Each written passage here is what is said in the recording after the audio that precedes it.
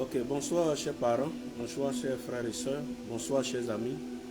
Que le Seigneur nous bénisse davantage et que sa grâce abonde dans tous les domaines de notre vie. Merci encore de nous retrouver ce soir pour partager un thème ce soir. Et pour cela, nous demandons aux uns aux autres de se connecter, que chacun puisse véritablement se connecter et pouvoir suivre ce thème avec nous. Nous savons que cela va vous faire du bien encore. Et c'est par la grâce du Seigneur que nous sommes là.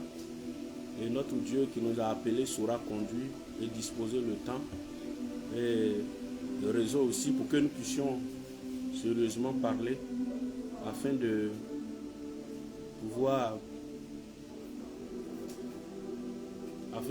aider un peu le peuple de Dieu et aussi tous ceux qui voudront se donner au Seigneur de profiter de cette occasion. Voilà. Et notre thème de ce soir, ce sera sur Lot, le neveu d'Abraham. C'est à partir de sa vie que nous allons parler un peu, pour révéler certaines choses dans la vie de Lot et ce qui a permis à certaines choses d'arriver dans sa vie. Nous pourrons tirer des leçons.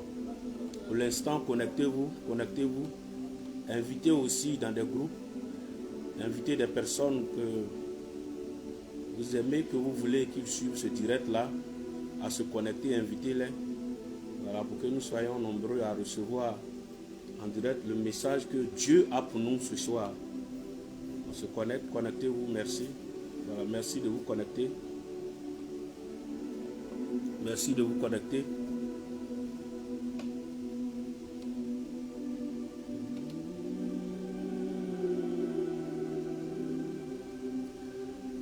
Lorsque je préparais ce thème que le Seigneur m'a inspiré, et il m'a donné l'exemple de Lot, je me suis posé la question de savoir pourquoi Lot, un si grand homme qui a côtoyé Abraham, le père des nations, ce grand Abraham, et malheureusement Lot a fini sa vie d'une certaine façon que beaucoup savent qu'il n'est vraiment pas agréable. Et qu'est-ce qui a pu bien arriver à Lot? Qu'est-ce qui a pu bien arriver à Lot? C'est pourquoi le thème de notre message de ce soir, c'est évitons de reproduire les erreurs de Lot. Évitons de reproduire les erreurs de Lot. C'est le thème de notre message. Nous saluons un peu tous ceux qui se connaissent. Merci beaucoup. Homme de Dieu Landry, depuis ta position, vraiment que Dieu te bénisse davantage. Voilà, merci de nous suivre. C'est un honneur pour moi, c'est une grâce. Et je bénis le Seigneur pour ce que aussi tu fais là-bas. Il m'arrive de suivre un peu ce que tu fais. Et je prie toujours le Seigneur pour qu'il puisse t'aider à réussir dans ce combat-là. Comme Paul l'a dit, le bon combat. Ok, donc je disais le thème de ce direct, cet enseignement, c'est évitons de reproduire les erreurs de Lot. Évitons de reproduire les erreurs de Lot. En introduction, ce que nous devons comprendre, c'est que vous voyez un célèbre auteur, pasteur, Robert Murray M'Cheyne, qui est né le 21 mai 1813 à Édimbourg au Royaume-Uni. Il a été pasteur de l'église de Corse de 1835 à sa mort le 25 mars 1843. Il a dit quelque chose de très important. Sur son lit de mort, il a dit: Dieu m'a donné un cheval et un message. Maintenant j'ai tué le cheval et je n'ai pu transmettre le message. Il dit: Dieu m'a donné un cheval et un message. Maintenant j'ai tué le cheval et je n'ai pu transmettre le message. Pourquoi il a dit cela? Comme je l'ai dit, il est né en 1813 et il est mort le 25 mars 1843. Ça veut dire qu'il est mort si tôt, à 29 ans, au seuil même de sa 30e année. Il lui restait, je crois, 1 ou 2 mois pour rentrer dans sa 30e année lorsqu'il est décédé. C'est une vraie perte. Qu'est-ce qui a provoqué cela? Nous allons découvrir. Vous savez, il nous arrive parfois dans notre vie le manque de sagesse, l'ignorance de certaines choses, le manque d'organisation, le manque de discernement et notre attitude qui peuvent nous amener à échouer malgré qu'on a tout ce qu'il faut. C'est pourquoi il a dit, Dieu m'a donné un cheval et un message. Dieu lui a donné tout ce qu'il fallait. Le cheval, c'est sa monture, sa force, sa vigueur, tout ce qu'il lui avait été donné pour pouvoir accomplir le ministère. Quand j'ai fait un peu de recherche sur lui, il a vraiment travaillé en si peu de temps. Mais il s'épuisait à la tâche. Il s'épuisait. Ce qui a fait qu'à un certain moment, maladie sur maladie, il ne pouvait pas tenir. Il était très épuisé. Tout ça, ça rentre dans le manque d'organisation. Le manque d'organisation. Mais pour ce qui concerne notre enseignement de ce soir, nous pouvons être entourés de toutes les personnes qui peuvent nous aider. Toutes les conditions peuvent être réunies pour que nous puissions réussir. Comme l'exemple de Lot, le neveu d'Abraham, c'est un grand exemple, une parfaite illustration. Pourtant, ce dernier avait côtoyé Abraham pendant longtemps, mais il a fini sa vie seul, en perdant tout. Au cours de cet enseignement-là, nous allons voir ensemble, par la grâce de notre Seigneur Jésus, d'abord les 7 grandes erreurs qui ont perdu Lot, et ensuite les conséquences sur sa famille et lui-même. Et enfin la solution à cette situation lorsque nous nous retrouvons dans la position de Lot. D'abord, nous allons présenter un peu Abraham et puis Lot.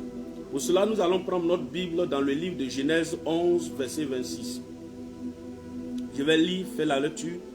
Térach, âgé de 70 ans, engendra Abraham, Nacor et Haran.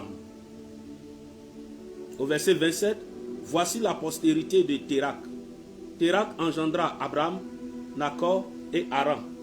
Haran engendra Lot, et Haran mourut en présence de Térach au pays de sa naissance, à Ur en Chaldée, au verset 28. Ensuite, Térach prit Abraham son fils et Lot, fils d'Haran, fils de son fils, et Sarai, sa belle-fille, femme d'Abraham, son fils. Ils sortirent ensemble d'Ur en Chaldée pour aller au pays de Canaan. Ils vinrent jusqu'à Charan, où ils habitèrent. Genèse 11, verset 31. Térach avait 3 fils, Abraham, Nacor et puis Haran. C'est cet Abraham-là. Maintenant, à l'issue de... Les 3 fils, chacun s'est marié. Maintenant, le père de Lot dont nous parlons ici, là, lui, il est mort très tôt. Il s'appelle Haran. Donc, Lot était le neveu d'Abraham. Mais lorsque Térach sortait, Térach est le père d'Abraham, lorsqu'il sortait, il est sorti comme la Bible le dit ici, de Ur en Chaldée, et il est parti avec Abraham, Lot et puis Sarai. Mais lorsqu'ils sont partis, il y a quelque chose qui est intéressant, c'est que Lot était là. Pendant que ce temps, il était déjà né. Il a pris le temps de côtoyer. Il a côtoyé son grand-père même. Abraham, tout cela, il les a côtoyés. Ça veut dire qu'il avait la possibilité d'apprendre beaucoup et il a vu beaucoup de choses, effectivement. Il a vu beaucoup de choses. À la suite de cela, on dit les années de Térach furent de 205 ans et Térach mourut à 40 au verset 32. Et voici ce que Dieu va dire à Abraham. L'Éternel dit à Abraham, va-t'en de ton pays, de ta patrie et de la maison de ton père dans le pays que je te montrerai. Genèse 12 au verset 1. Je ferai de toi une grande nation et je te bénirai. Je rendrai ton nom grand et tu seras une source de bénédiction. Tu seras une source de bénédiction. Verset 2. Je bénirai ceux qui te béniront et je maudirai ceux qui te maudiront. Et toutes les familles de la terre seront bénies en toi. Au verset 3. Abraham partit comme l'Éternel le lui avait dit, et Lot partit avec lui. Abraham était âgé de 75 ans lorsqu'il sortit de Charan. Genèse 12, 4. Abraham prit Sarai, sa femme, et Lot, fils de son frère, avec tous les biens qu'il possédait. Ici, retenez bien qu'il possédait était au pluriel. C'est-à-dire que ce ne sont pas seulement les biens d'Abraham, mais les biens de ceux aussi qui étaient avec lui.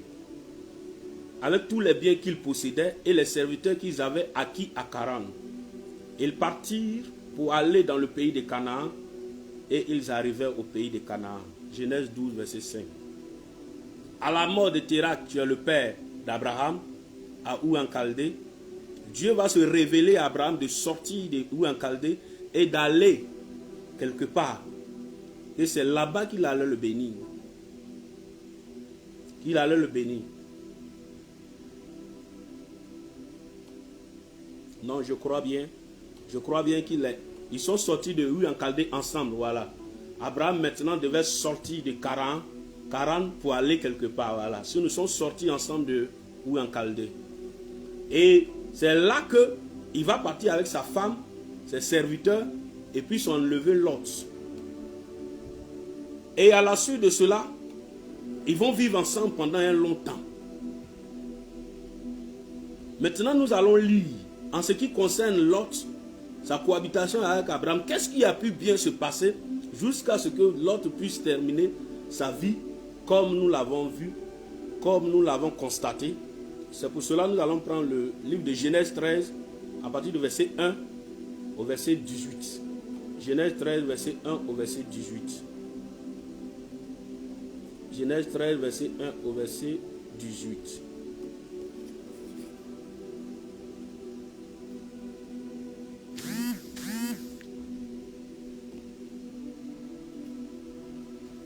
On dit Abraham remonta d'Égypte vers le midi, lui, sa femme et tout ce qui lui appartenait, et Lot avec lui. Abraham était très riche en troupeaux, en argent et en or. Il dirigea ses marches du midi jusqu'à Bethel, jusqu'au lieu où était sa tente au commencement, entre Bethel et Haï.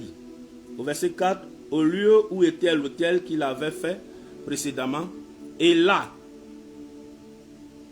Abraham invoqua le nom de l'Éternel. Au verset 5, Lot qui voyageait après Abraham avait aussi des brebis, des bœufs et des tentes. Et la contrée était insuffisante pour qu'ils demeurassent ensemble, car leurs biens étaient si considérables qu'ils ne pouvaient demeurer ensemble. Au verset 7, il y eut querelle entre les bergers des troupeaux d'Abraham et les bergers des troupeaux de Lot. Les Cananéens et les Phérésiens habitaient alors dans le pays. Abraham dit à Lot au verset 8, « Qu'il n'y ait point, je te prie, de dispute entre moi et toi, ni entre mes bergers et tes bergers, car nous sommes frères. » Au verset 9, « Tout le pays n'est-il pas devant toi? Sépare-toi donc de moi. Si tu vas à gauche, j'irai à droite. Si tu vas à droite, j'irai à gauche. » Au verset 10, Lot leva les yeux et vit toute la plaine du Jourdain qui était entièrement arrosée. Avant que l'Éternel eût détruit Sodome et Gomorrhe, c'était jusqu'à soir, comme un jardin de l'Éternel, comme le pays d'Égypte. Au verset 11, Lot choisit pour lui toute la plaine du Jourdain et il s'avança vers l'Orient. C'est ainsi qu'ils se séparaient l'un de l'autre. Au verset 12, Abraham habita dans le pays de Canaan et Lot habita dans les villes de la plaine et dressa ses tentes jusqu'à Sodome. Les gens de Sodome étaient méchants et de grands pécheurs contre l'Éternel. L'Éternel dit à Abraham, après que Lot se fut séparé de lui, « Lève les yeux et du lieu où tu es, regarde vers le nord et le midi, vers l'Orient et l'Occident. Car tout le pays que tu vois, je te le donnerai à toi et à ta postérité pour toujours. Je rendrai ta postérité comme la poussière de la terre, en sorte que si quelqu'un peut compter la poussière de la terre, ta postérité sera comptée. Lève-toi, parcours le pays, dans sa longueur et dans sa largeur, car je te le donnerai. » Abraham leva ses tentes et vint habiter parmi les chaînes de Mamré, qui sont près d'Hébron, et il bâtit là un autel à l'Éternel. La lecture est longue, mais ce sont ces versets-là que nous allons décortiquer. Et à partir de ces versets, nous comprendrons en grand 2 dans le développement, les 7 grandes erreurs de Lot. Les 7 grandes erreurs, on a regroupé et nous allons voir un peu qu'est-ce qui a perdu Lot. Et qu'est-ce qui a perdu Lot? Et comme le thème le dit, ne reproduisons pas les mêmes erreurs que Lot. Ne reproduisons pas les mêmes erreurs que Lot a commises. On n'a pas forcément d'être chrétien, mais dans la vie de tous et de toutes, nous devons travailler à ne pas reproduire ces mêmes erreurs-là. Parce que si nous reproduisons les mêmes erreurs, malgré tout ce que nous avons en notre possession, toutes les possibilités et toutes les personnes qui seront autour de nous pour nous aider à réussir, nous allons passer à côté. Nous allons passer à côté. Parce que comme on le constate par rapport à Lot, c'est pourquoi j'ai pris depuis la base pour montrer que Lot même a connu son grand-père Térak. Parce que Térak est sorti de Ur en Chaldée avec Lot, Sarai et puis Abraham pour aller à Charan. Ça veut dire qu'ils étaient tous ensemble quand ils sont sortis de là pour partir. Donc Lot a eu toute la possibilité de côtoyer des grands. On sait aussi que le père d'Abraham avait de grandes richesses. Et Lot ayant perdu très tôt son papa qui était Charan, ça veut dire qu'il avait aussi des héritages, il avait aussi des possessions. Donc pourquoi la Bible a mentionné qu'ils sont sortis, chacun est sorti avec, je vais revenir là. On dit ils partent, ils ensemble. Ils sont sortis comme au verset, chapitre 12, verset 5, il dit ils partent, fils de son père, avec tous les biens qu'il possédait. Ici, on a vu qu'il possédait est au pluriel. Qu'il possédait étant au pluriel, ça veut dire que ce n'était pas seulement les possessions d'Abraham, mais les possessions aussi de certaines personnes qui étaient avec lui. Si c'était pour Abraham, on allait mettre il singulier. Mais il possédait, ça veut dire que les possessions de ceux aussi qui étaient avec lui. Ça veut dire que l'autre avait aussi quelque chose, il avait aussi des biens. La première grande erreur qui a perdu Lot, c'est la comparaison avec Abraham. Oui. C'est des choses qui sont minutieusement cachées. Mais c'est à force de lire et de demander au Saint-Esprit qui nous révèle ces choses-là. C'est la comparaison avec Abraham. Et nous voyons cela à partir de Genèse 13, les versets 2 et 5. Nous allons lire ensemble. Genèse 12, les versets... Genèse 13, voilà. Genèse 13, les versets 2 et 5. Genèse 13, les versets 2 et 5. Au verset 2, il dit, Abraham était très riche en troupeaux, en argent et en or. Au verset 5, il dit, Lot, qui voyageait avec Abraham, avait aussi des brebis, des bœufs et des tentes.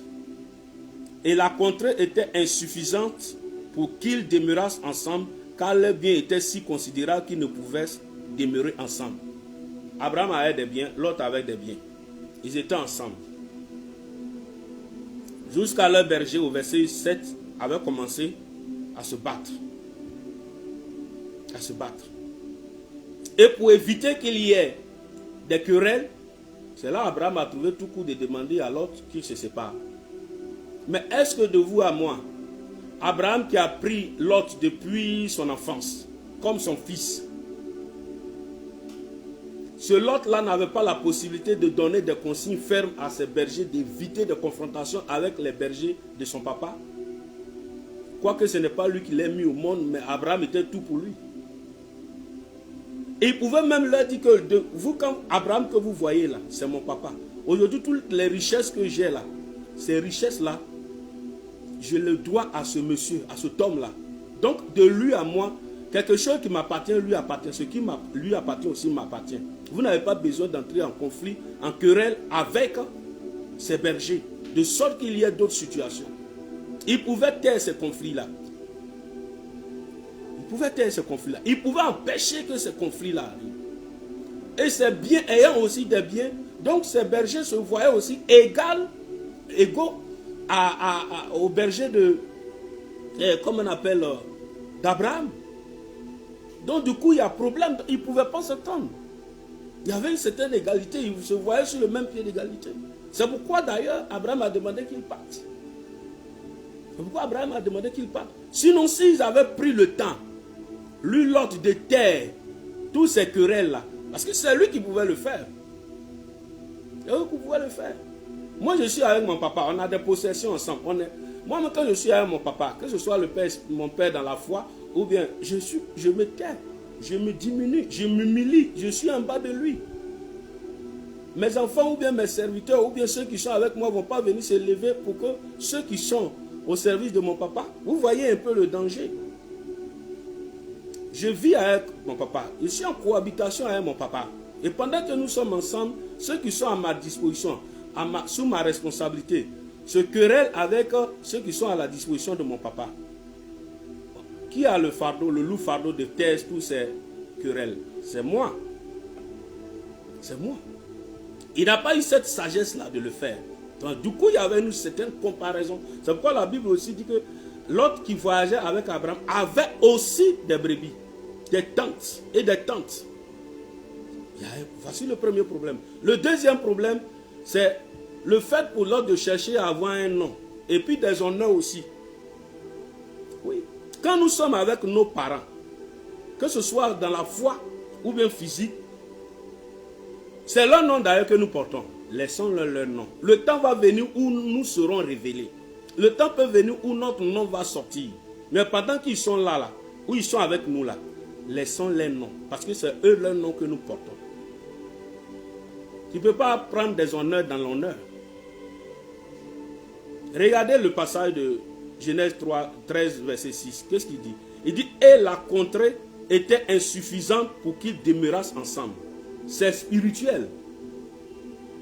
C'est-à-dire qu'ils ne pouvaient plus rester ensemble. Ce qui était en chacun était grand. Ce que chacun avait était grand. C'est une révélation. Si un acceptait de se diminuer, et ce n'était pas Abraham, si un acceptait de se rabaisser, de s'humilier, ils pouvaient vivre ensemble. Mais lui aussi cherchait un nom, puisqu'il avait des richesses. Il avait des richesses. Donc du coup, c'était difficile qu'ils vivent ensemble. C'était difficile. Voilà une autre raison qu'il a perdu. La troisième raison, c'est ne pas savoir contenir ce qui est en nous. Il n'a pas su contenir ce qui est en lui. Ses acquis. Ses acquis. Regardez le passage qui le dit. Genèse 13, verset 7. Il y eut querelle entre les bergers de troupeaux d'Abraham et les bergers de troupeaux de Lot. Il pouvait contenir ça. Il pouvait faire taire. Il pouvait travailler cela. Il avait des acquis. Il avait même des bergers. Mais il devait les avoir en main, comme on a l'habitude de le dire. Il devait pouvoir les contenir, les maîtriser de sorte à ce qu'il ne se lève pas en conflit contre les bergers de son papa Abraham. Je dis papa parce que son père étant morto, Abraham a pris soin de s'occuper de lui. A pris soin de s'occuper de lui. Abraham n'était pas obligé. Il n'était pas obligé. Mais il a fait. Parce qu'il a aimé profondément ce Lot-là. Il aimait. Même le départ de Lot de sa maison, il était en peine. Mais il était obligé de supporter. Il était obligé de supporter. Parce que ce qui se passait, ça allait engendrer d'autres situations. Mais il était obligé de supporter.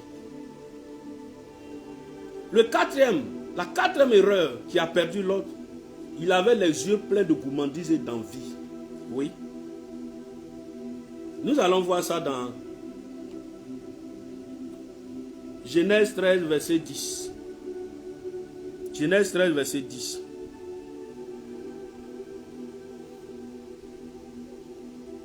Lot leva les yeux. Vous voyez, au verset 9 déjà, vous voyez ce que son oncle Abraham lui a dit. Tout le pays n'est-il pas devant toi? Sépare-toi donc de moi. Si tu vas à gauche, j'irai à droite. Si tu vas à droite, j'irai à gauche. Au verset 10, Lot leva les yeux et vit toute la plaine du Jourdain qui était entièrement arrosée. Et qui était entièrement arrosée. Avant que l'Éternel eût détruit Sodome et Gomorrhe, c'était jusqu'à soi comme un jardin de l'Éternel, comme le pays d'Égypte. Au verset 11, Lot choisit pour lui, on dit bien, Lot choisit pour lui toute la plaine du Jourdain. Et il s'avança vers l'Orient. Lot choisit pour lui toute toute la plaine du Jourdain. C'est de la gourmandise. C'est de la gourmandise. C'est de la gourmandise. Quand on dit aussi, il vit toute la plaine du Jourdain qui était entièrement arrosée, ce sont des regards, des yeux d'envie. Ce sont des regards, des yeux d'envie. Il pouvait consulter Abraham. Il pouvait faire autrement. Abraham étant son père, il pouvait dire, je te côtoie de plus près. Je sais que tu ne choisis rien. Tu ne fais rien sans consulter Dieu. Pour ce que moi, où je dois aller, j'ai besoin de ton orientation. Mais il a regardé. Il a vu avec ses yeux. Aujourd'hui, c'est l'erreur que parfois nous commettons. Au lieu de nous confier au Seigneur dans le choix de certaines choses, on fait par envie. On fait des choix par envie, par gourmandise. Et ce qui parfois n'est pas la volonté de Dieu. Ce qui parfois n'est pas le plan de Dieu. N'est pas le plan de Dieu. On peut voir ce qui est beau aux yeux. On peut regarder, on peut voir que c'est beau. C'est intéressant. Mais en réalité, est-ce que ça peut nous arranger? Toute la plaine du Jourdain était entièrement arrosée. Jusqu'à vers Sodome et Gomorrhe. Mais est-ce que ça pouvait arranger l'autre? C'est ça le problème. Est-ce que ça pouvait vraiment l'arranger? Donc là, il avait commis une quatrième erreur. La gourmandise et l'envie. Nous devons nous garder de la gourmandise et de l'envie. Quand il y a certaines situations, demandons au Seigneur, à notre Dieu, de lui-même nous orienter, parce que nous n'avons pas la sagesse et nous n'avons pas la révélation de certaines choses. Nous ne pouvons pas découvrir certaines choses. Non, il y a des choses cachées.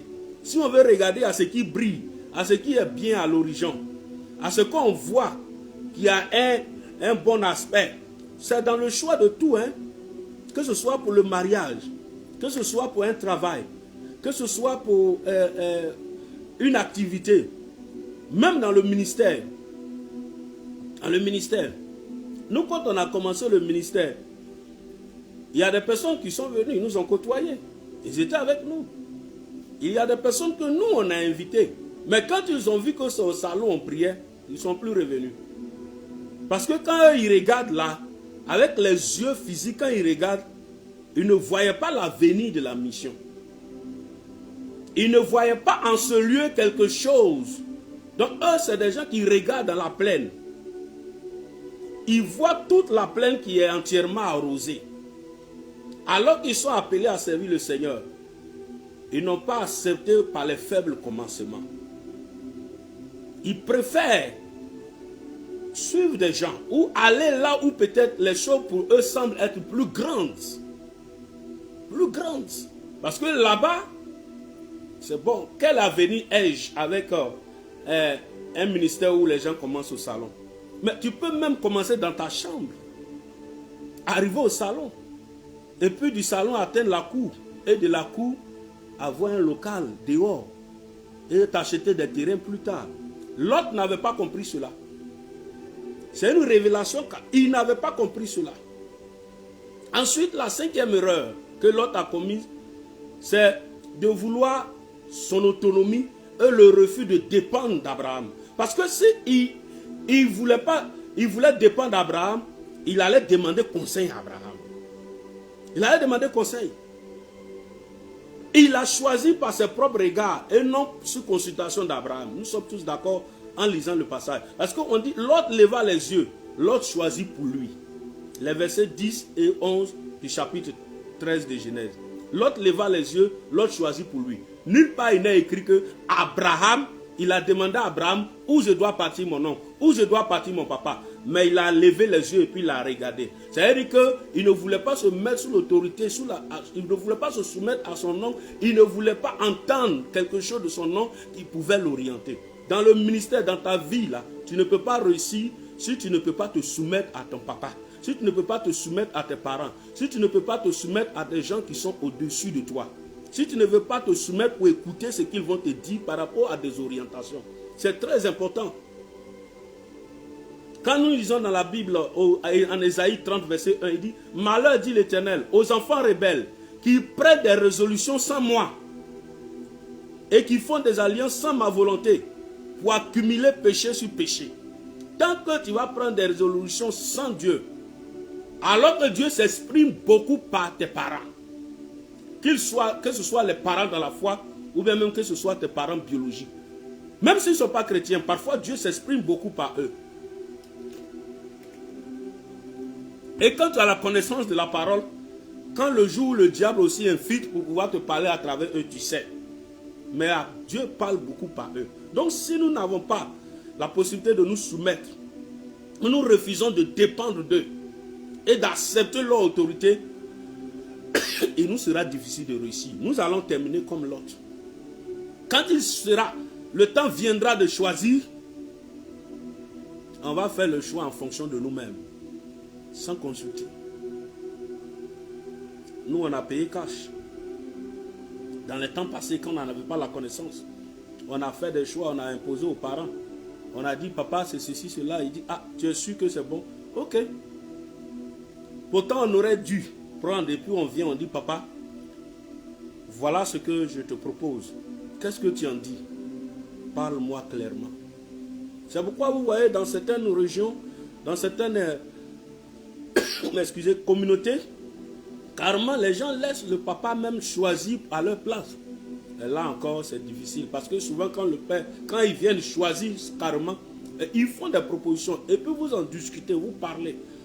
Il peut te laisser la latitude de choisir ce que tu veux faire. Mais lorsque tu trouves ce que tu veux faire ou bien si c'est dans le cadre du mariage, celle avec qui tu veux vivre, tu lui présentes et puis ensemble vous discutez.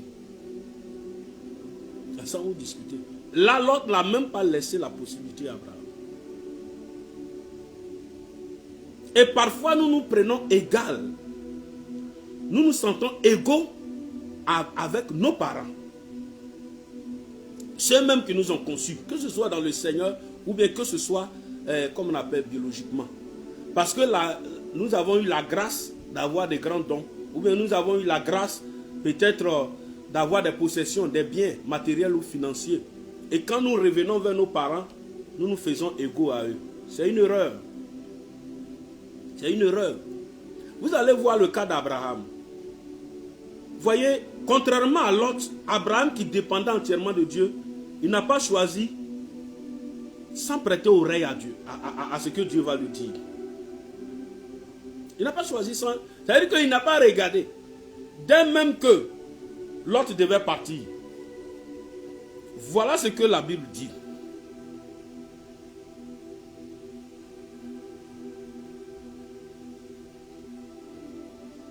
Au verset 14. L'Éternel dit à Abraham, après que Lot se fut séparé de lui, lève les yeux et du lieu où tu es, regarde vers le nord et le midi, vers l'orient et l'occident, car tout le pays que tu vois, je le donnerai à toi.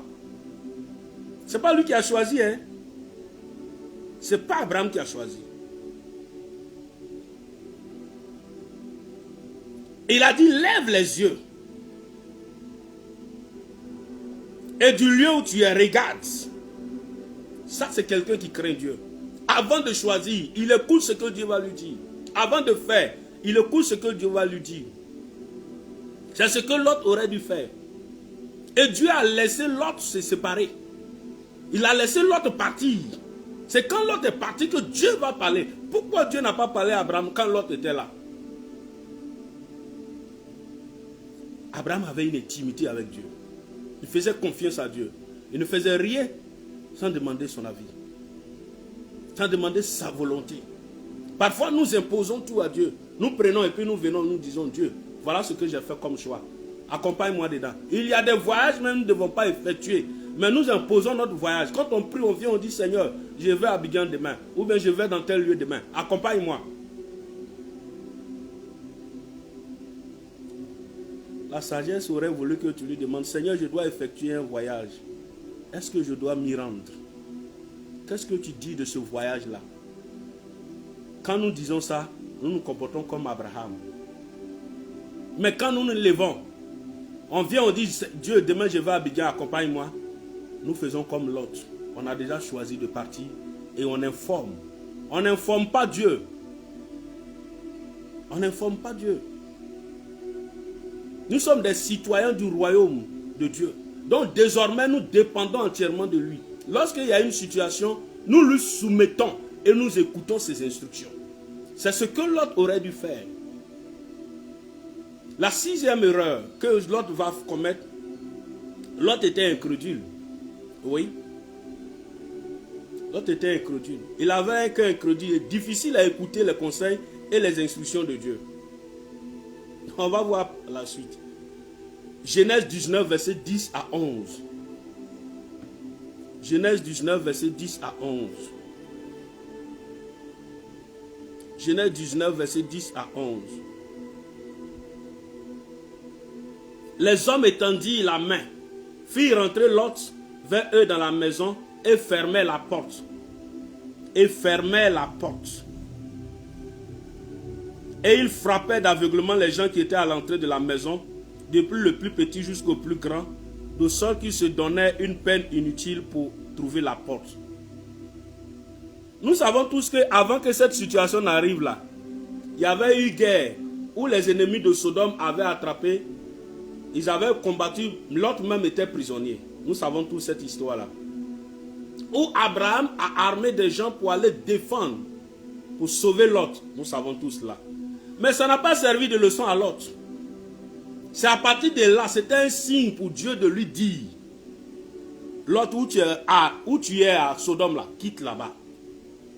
Lot n'a pas compris, parce qu'il avait un cœur dur. Il était incrédule. Il avait de la peine et des difficultés à écouter les instructions de Dieu et à écouter son papa. Abraham était obligé de s'engager dans un combat pour aller sauver Lot. C'est à la suite de cela, il a donné la dîme à Melchisedec. Parce qu'il était revenu vainqueur. Mais est-ce que Lot a compris quelque chose là? Il n'a pas compris. Jusqu'à des gens sont venus où ils voulaient détruire Sodome. Il était au milieu d'eux. Les gens étaient là. Quand des gens sont venus, les habitants de Sodome sont venus vers lui. Et ils étaient prêts même à le lyncher. Parce qu'ils ont demandé alors de faire sortir les étrangers. Ils vont les connaître. Ils vont aller avec eux. Nous connaissons tous le comportement de ces habitants-là. Mais lorsque, malgré tout ce qu'ils disaient, les gens ne l'écoutaient pas, ils devaient rentrer. Là, il y a une révélation très profonde ici. On dit les hommes étendirent la main, firent rentrer Lot vers eux dans la maison. Ça veut dire qu'arrivé à un certain moment, il a compris que les gens n'étaient pas en train de l'écouter. Il devait chercher à quitter là. Lot devait quitter là et rentrer dans sa maison. Mais il continuait. C'est pourquoi les hommes qui étaient en réalité des anges ont étendu la main et puis ils ont fait rentrer Lot dans la maison et ils ont fermé la porte. Cette porte qui avait été fermée est encore plus spirituelle que physique. C'est-à-dire que la porte d'incrédulité, la porte d'ouverture que Abraham avait fait depuis, et Lot avait fait depuis longtemps dans son cœur, il fallait refermer cette porte-là pour que le miracle puisse se produire là immédiatement. Et c'est ce que les anges ont fait. Les anges ils étaient dans l'obligation de fermer cette porte-là pour que quand ils vont agir, Lot ne soit pas touché. Parce que Lot avait ouvert des portes. Donc s'ils agissaient sans faire rentrer Lot dans leur milieu, dans le royaume de Dieu, dans le milieu du Seigneur, s'ils agissaient, Lot allait être atteint parce qu'ils étaient avec eux.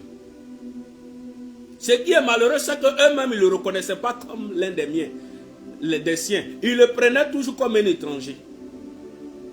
Ils le prenaient comme un étranger. Mais lorsqu'ils sont intervenus et qu'ils ont fait rentrer l'autre, qu'ils ont fermé la porte, vous allez voir qu'ils frappaient d'aveuglement les gens qui étaient à l'entrée de la maison. Depuis le plus petit jusqu'au plus grand, de sorte qu'ils se donnaient une peine inutile de trouver la porte. L'autre avait ouvert donc la porte dans sa vie, dans sa cohabitation avec les habitants de Sodome, qui était un pays étranger, de ceux qui ne connaissaient pas Dieu, des gens qui vivaient dans le péché. Et ceux-ci connaissaient donc ses faiblesses. Donc ils exploitaient cette faiblesse-là pour l'atteindre. Il fallait donc l'intervention de Dieu par les anges pour refermer cette porte-là, pour que le miracle de Dieu puisse se produire. Vous voyez comment Dieu nous aime. Mais jusque-là, je vous dis que Lot n'avait pas encore compris grande chose. La septième erreur que Lot a commise, qui est septième grande erreur, qui est la dernière, c'est l'appréciation de la compagnie de ceux qui ne craignent pas Dieu. Il appréciait d'être en compagnie de ceux qui ne craignent pas Dieu. La Bible ne nous interdit pas d'aller vers ceux qui ne sont pas avec Dieu. Non. Nous pouvons aller vers eux. Nous pouvons les aimer, leur témoigner notre amour et les encourager à venir vers Dieu. Mais pour ce qui concerne leur compagnie, voilà ce que la Bible dit en Psaume 1, verset 1. Heureux l'homme qui ne marche pas selon le conseil des méchants, qui ne s'arrête pas sur la voie des pécheurs et qui ne s'assied pas en compagnie des moqueurs. Ça veut tout dire déjà. S'arrêter sur, ne pas marcher sur le conseil des méchants, ne pas s'arrêter sur la voie des pécheurs et ne pas s'asseoir en compagnie des moqueurs. Ça veut tout dire déjà. Quand nous prenons le chapitre 18, au verset 32b de Genèse, il dit quoi? Et l'Éternel dit, je ne la détruirai pas à cause de ces 10 justes. Nous nous rappelons qu'Abraham a plaidé pour que Sodome et Gomorrhe ne soient pas détruits. Même dans la plaidoirie d'Abraham, même pour que Sodome ne soit pas détruit, il est arrivé à un certain moment, il a demandé s'il y avait 10 justes. Genèse 18, verset 32. Dieu lui a dit par le canal des anges, s'il y a 10 justes là, je ne vais pas détruire. Bon, comment toi, Lot, qui a côtoyé Abraham, le père des nations, le père de la foi, tu peux aller habiter dans un coin où il n'y a pas 10 justes? Où il n'y a même pas 10 personnes même qui craignent Dieu. Vous voyez où souvent on se met en danger? Ça veut dire que quand moi je fais mon analyse, lui, Lot, sa femme, ses 2 filles, ça fait 3. Plus lui, ça fait 4. La Bible dit que ces 2 filles avaient aussi des hommes dans leur vie. Je ne pense même pas que les 2 là aussi puissent craindre Dieu. Donc si on mettait Lot, sa femme, ses 2 filles, ça va faire 4 personnes. S'il avait des serviteurs, on peut dire même que ces serviteurs-là ne craignaient pas Dieu. Parce que Lot, qui était si riche, il avait beaucoup de serviteurs. Si les serviteurs de la maison de Lot aussi craignaient Dieu, ils allaient dépasser 10. Si c'était le nombre que Dieu voulait pour ne pas détruire. Ça veut dire qu'il n'y avait pas de personnes dans ce milieu-là ne craignaient pas Dieu. Bon, toi, Lot, il ne craignait pas. Tu fais quoi là-bas? Tu fais quoi là-bas? C'est le comportement de Judas. Lorsque les 11 disciples sont rassemblés, Judas était toujours dehors. Il était toujours avec les ennemis, ceux qui cherchaient à arrêter le maître. Aujourd'hui, là, dans nos communautés, dans notre vie, nous voyons cela. En dehors même du cas de l'église, nous voyons cela. Et il y a des familles là, les gens qui sont en train de souvent agresser ou des gens qui veulent détruire les familles, souvent, on a des enfants ou bien des personnes, c'est eux qui sont toujours avec eux. Ils pensent qu'en réalité, qu'ils sont en train de faire du mal, mais ils sont en train de se faire du mal à eux-mêmes. Ils sont en train de faire du mal à eux-mêmes. Tu peux habiter une ville où il n'y a pas au moins 10 justes, pendant que toi, tu crains Dieu, pendant que toi, tu as côtoyé Abraham, pendant que toi, regardez, pendant que toi-même, tu dis que tu es du Seigneur. Faisons attention. Faisons attention. On a vu un peu aussi le cas de Samson. Oui. Faisons attention. Et il avait une grande onction. Mais il y a beaucoup de choses qu'il n'écoutait pas. Cette onction, malgré cela, il allait s'attacher à Dalila. Et sa position avec Dalila l'a perdu. Parce que c'est vrai qu'il était avec elle. Mais il y a des choses. Mais quand souvent on pense, de vous à moi, est-ce qu'on peut garder des secrets? On peut ne pas tout dire à sa femme. Normalement, on doit tout dire à sa femme. Mais pour ce qui concerne ta réalité, ton intimité avec Dieu, c'est ton intimité. C'est ce qui fait que parfois, beaucoup de serviteurs de Dieu et de ministres de Dieu se trompent. Ils n'arrivent pas à faire le classement. Ils n'arrivent pas à faire le point de certaines choses. Quand ils servent Dieu, ils mettent, voici un peu comment ils font. Ils mettent le ministère au-dessus de tout. Ton ministère ne vient pas au-dessus de n'est pas au-dessus de ton foyer. La priorité, d'abord, ce qui vient en premier lieu, c'est ta communion avec Dieu, ton intimité avec Dieu. Si Samson avait privilégié son intimité et sa communion avec Dieu, qui lui est la priorité, le foyer vient en second lieu. Oui, ta vie conjugale vient en second lieu, contrairement à ce qu'on pense. Et notre ministère vient en troisième lieu. En troisième. Mais si Samson avait mis l'accent sur sa communion, son intimité avec Dieu, qui est au-dessus de notre relation conjugale, il n'aurait pas divulgué certaines informations que Dieu lui avait données personnellement par rapport à son alliance avec lui. C'est cela. Nous devons faire attention à certaines choses. Ce qui veut dire que même quand nous sommes en présence des gens qui ne craignent pas le Seigneur et que nous voulons amener au Seigneur, nous devons être prudents. Nous devons être sages. En grand 3, les conséquences. Les conséquences, quand on lit, il y en a beaucoup. Il y a eu le retard dans les bénédictions. Un retard. Nous savons tous que la femme de Lot est devenue, en sortant de là, elle est devenue statue de sel. Certains m'ont dit, mais pourquoi la femme de Lot, elle a regardé derrière, elle a fait ceci, cela. Mais ils ont vécu toute une vie là-bas. Ils ont passé tout le temps à Sodome. Ils avaient des grands biens, ils avaient tout là-bas. C'était difficile. L'autre même, il a fallu que Dieu lui prenne les anges lui prennent par la main, ainsi que les autres, pour qu'ils s'acceptent de sortir. Donc quand nous suivons, nous commettons ces mêmes erreurs que l'autre, il y a un retard dans nos bénédictions. Est-ce que parfois nos bénédictions là, ça passe par les parents? Ça, beaucoup ne savent pas. Ça passe par les parents. Ça passe par les parents. Que ce soit des parents biologiques ou les parents dans la foi, nos bénédictions passent par eux. Ou les parents par adoption, nos bénédictions passent par eux. Mais quand nous nous comportons tel que l'autre a fait, la première conséquence est le retard dans nos bénédictions, de nos attentes. La deuxième, c'est nous n'inspirons pas la confiance à Dieu et à nos conducteurs. Les gens n'ont pas confiance. Dieu même n'a pas confiance en nous. Nos conducteurs aussi n'ont pas confiance en nous. Ils n'ont pas confiance. Ainsi, avec les 7 grandes erreurs qu'on vient d'énumérer dans la vie de l'autre, si nous avons ces 7 grandes erreurs dans notre vie, il va sans dire que nos conducteurs ne peuvent pas avoir confiance en nous. Et Dieu aussi n'aura pas confiance en nous. En petit 3, dans les conséquences, l'action de Dieu est limitée dans notre vie. Dieu, lui, n'est pas limité. Mais par notre comportement, nous limitons la main de Dieu dans notre vie. Nous limitons la main de Dieu.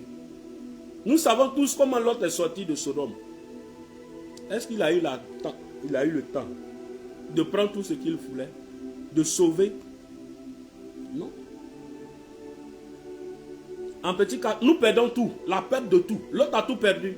Les conséquences, il nous arrive parfois de perdre tout à cause de certains comportements. À cause de ce qu'on n'écoute pas. À cause de ce qu'on se fait de comparaisons. Nous sommes uniques. Nous n'avons pas besoin de nous comparer à d'autres personnes pour aller poser des actes ou faire des choses qui vont nous perdre. En 5, nous nous engageons sur la voie de la mort. Imaginez un instant si les anges ne venaient pas pour faire sortir l'autre.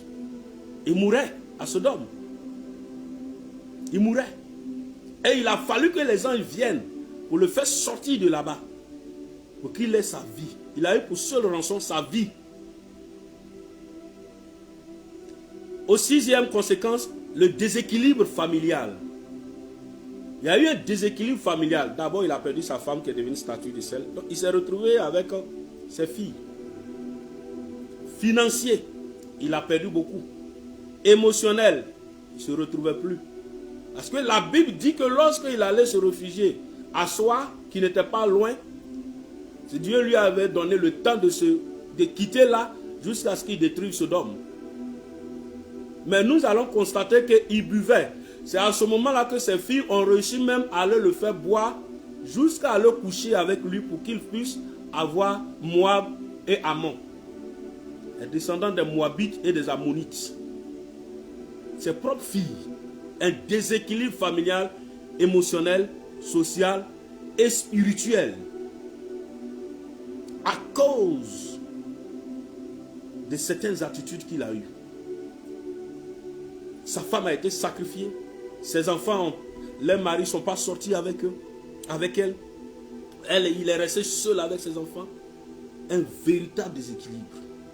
Et la septième conséquence, c'est la vie d'abandon et de solitude. Vous allez voir qu'on ne va plus entendre parler de l'autre comme ça. On dit qu'il s'est retiré sur une montagne de soir. C'est là-bas qu'il est resté. Ce soir, cet enseignement nous interpelle, nous tous. Quelles sont les solutions quand nous nous trouvons dans la position de l'autre? Petit 1. Quand tu te retrouves immédiatement dans la position de l'autre, il faut rechercher l'humilité. Il faut rechercher l'humilité. Soyez humble dans tout ce que nous faisons. Tu n'es pas humble, tu ne peux pas aller loin. Il y a beaucoup de personnes qui ne veulent pas se soumettre. Il y a beaucoup de personnes qui sont orgueilleuses. Il y a beaucoup de personnes qui n'acceptent pas de se mettre sous la responsabilité de quelqu'un. D'un père. De quelqu'un qui peut les aider. Moi, sûrement, mon papa, dans la foi, il va suivre ce message.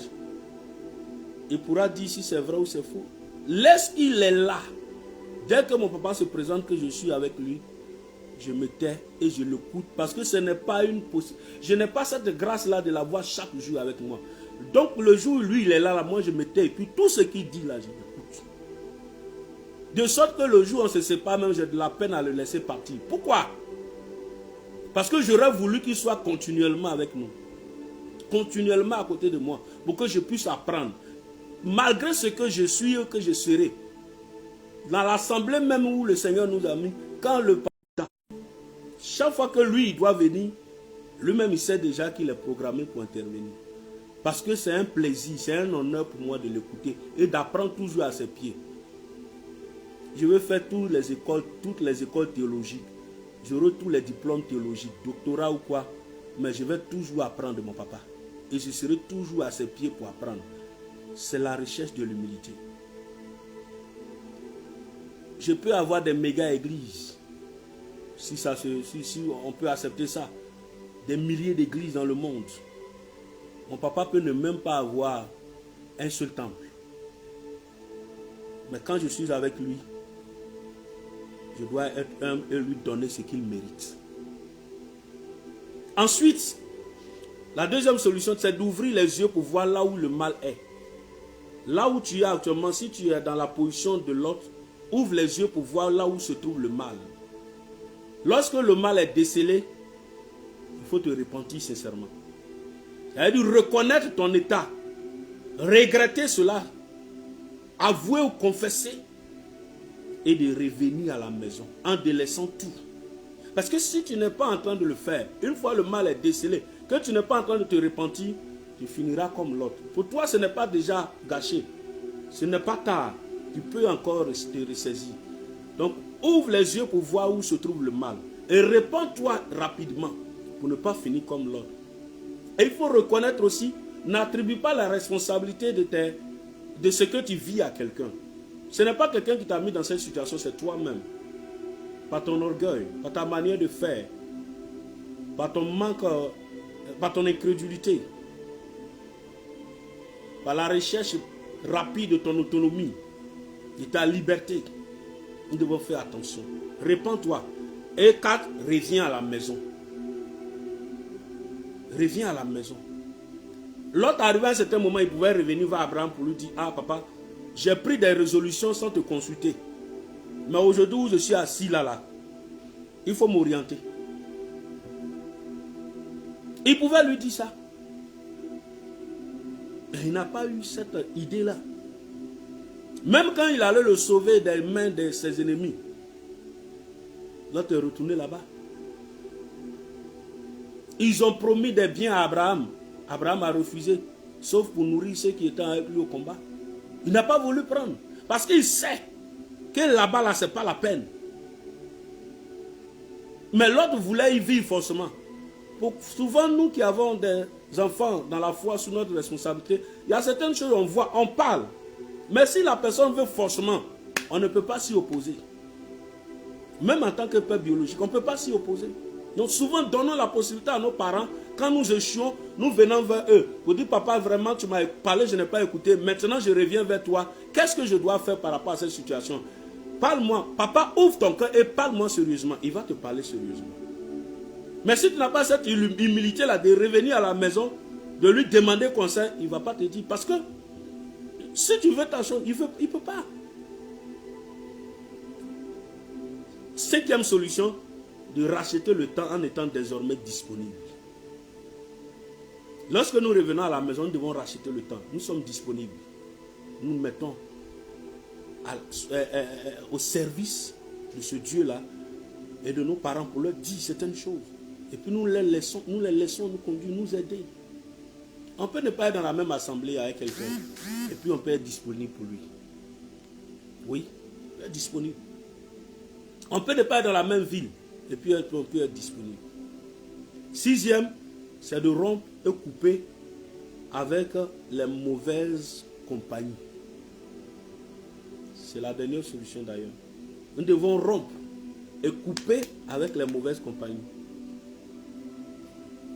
1 Corinthiens 15, verset 33.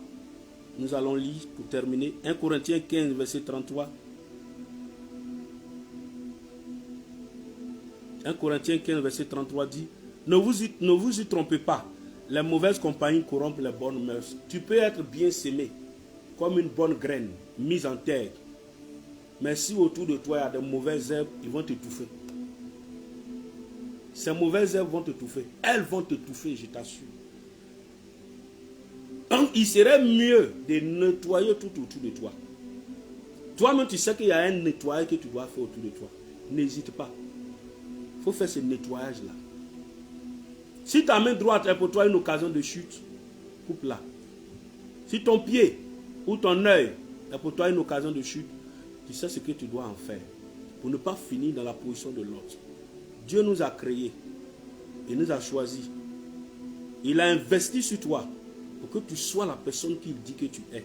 Pour que tu puisses impacter, que tu puisses dominer, pour que tu puisses régner, pour que tu puisses accomplir le but pour lequel il t'a envoyé sur terre. Ne détruis pas ta vie. Ne détruis pas ta destinée. À cause de cette erreur-là.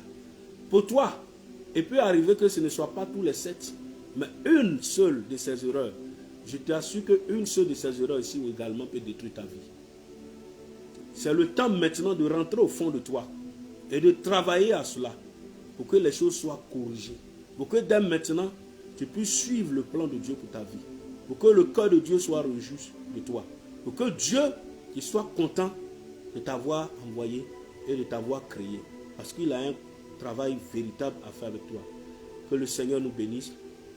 Merci. Merci à tout et chacun de nous avoir suivis. Que toute la gloire revienne au Seigneur. Nous serons connectés de temps à autre pour ces gens de direct. Et merci. Merci. Que Dieu nous bénisse. Au revoir.